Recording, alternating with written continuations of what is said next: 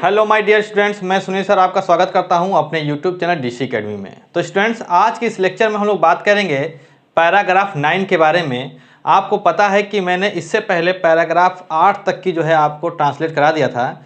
आज की इस लेक्चर में हम लोग बात करेंगे पैराग्राफ 9 की। ये पैराग्राफ एग्जाम में आया हुआ है और इम्पॉर्टेंट भी है और आने की चांसेस भी बहुत हैं। अगर ये पैराग्राफ एग्जाम में नहीं भी आता है और आप इसकी प्रैक्टिस करते हैं तो आपको बहुत कुछ सीखने को मिलेगा, ठीक है ना। तो इसी सोच के साथ हम इस पैराग्राफ को पढ़ते हैं। बिल्कुल वीडियो को स्किप ना कीजिएगा, शुरू से देखिए, एंड तक देखिए। बहुत ज़्यादा बड़ी वीडियो नहीं होने वाली है, आपके लिए ये बेनिफिशियल है, इसलिए स्टूडेंट्स आपसे रिक्वेस्ट है कि वीडियो को एंड तक जरूर देखें। तो चलिए हम बनाते हैं इसको। पहले सेंटेंस की तरफ चलते हैं। लिखा है, बिना साहस के मनुष्य का जीवन मिट्टी के ढेले के समान या निर्जीव मूर्ति के समान होता है। होता है। अब देखिए, एक सेंटेंस के जो लास्ट में है एक शब्द आया है होता है। प्रेजेंट इंडेफिनिट टेंस है, ता है, ती है, ते हैं। पर मैं आपको बताऊं कि इसमें होता का कोई अर्थ नहीं है। हम ये भी कह सकते हैं कि बिना साहस के मनुष्य का जीवन मिट्टी के ढेले के समान या निर्जीव मूर्ति के समान है। और ऐसे सेंटेंस को हम जनरल सेंटेंस के माध्यम से इज एम आर का यूज करके बना लेते हैं। तो चलिए देखते हैं कैसे बनेगा। तो सबसे पहले लिखा है बिना साहस के, तो हम लिखेंगे विदाउट करेज, है कि नहीं। मनुष्य का जीवन, the life of a man. मनुष्य के जीवन की बात हो रही है, चलिए मनुष्य का जीवन कर दिया लाइफ ऑफ मैन। अब चलते हैं पीछे से। इज है ना, है के लिए इज लगा देंगे क्योंकि सिंगुलर है। The life of man is क्या है, मिट्टी के ढेले के समान है। तो समान के लिए इज लाइक, ढेले का मैंने बता दिया है लंप। ढेले को इंग्लिश में लंप कहते हैं। Is like a lump. और या निर्जीव मूर्ति के समान है, तो निर्जीव कहते हैं लाइफलेस और मूर्ति को कहेंगे क्या, आइडल। ठीक है ना सेंटेंस। ध्यान दीजिए, सेंटेंस को बनाने से पहले हम क्या करते हैं, पहले हमको ये पता होना चाहिए कि किस टेंस में है। तो भैया सिंपल प्रेजेंट टेंस में है और इसमें है आया है तो इज एम आर का यूज़ करेंगे।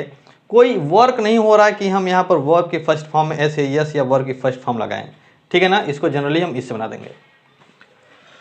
फिर अगली लाइन कह रहा है कि नेपोलियन के शब्दकोश में असंभव शब्द था ही नहीं। तो चलो भाई, हम दो तरीके से बना सकते हैं।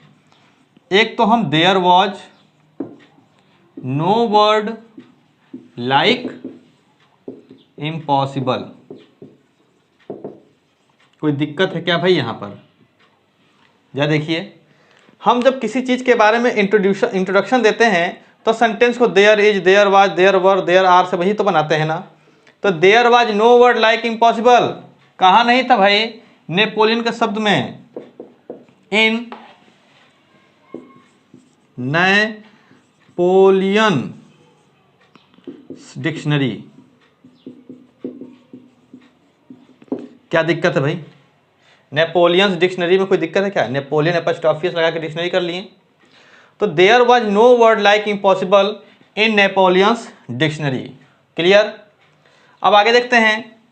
आंधी हो या तूफान, मार्ग में पहाड़ आए या घने जंगल, सबको चीरते हुए अपना मार्ग बनाते हुए लक्ष्य पर पहुंचना ही नेपोलियन का सिद्धांत था। यहाँ से लेकर के यहाँ तक ये सेंटेंस है।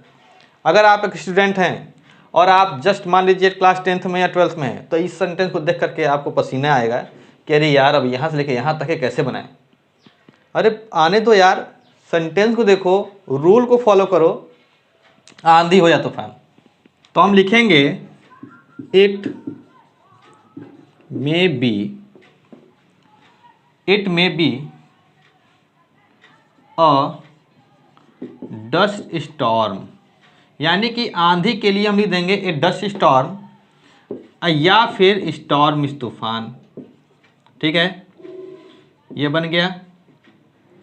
फिर कह रहा मार्ग में पहाड़ आए या घने जंगल, तो हम लिखेंगे कामा के बाद there may be mountains. There may be mountains यानी कि क्या है, मार्ग में पहाड़ आए घर, अभी मार्ग की बात हम नहीं कर रहे हैं, केवल हम लिख रहे हैं कि there may be mountains. There का यूज यहाँ पर स्थान से हो गया, तो देयर मे बी माउंटेन्स और डेंस, घने क्या हो जाएगा, डेंस, घने जंगल की बात हो रही है, डेंस फॉरेस्ट ऑन द वे, ठीक है ना, रास्ते में आ जाए। सबको चीरते हुए अपना मार्ग बनाते हुए लक्ष्य पर पहुंचना ही नेपोलियन का सिद्धांत था। तो हम अब क्या लिखेंगे, फॉरेस्ट ऑन द वे हो गया। अब सबको चीरते हुए, तो सबको चीरते हुए के लिए आप परेशान ना होइए कि सबको चीरते हुए क्या लिखना है। अब ये देखिए, अपना मार्ग बनाते हुए लक्ष्य पर पहुंचना ही, तो अपना मार्ग बनाते हुए मेकिंग हिज वे, अपना मार्ग बनाते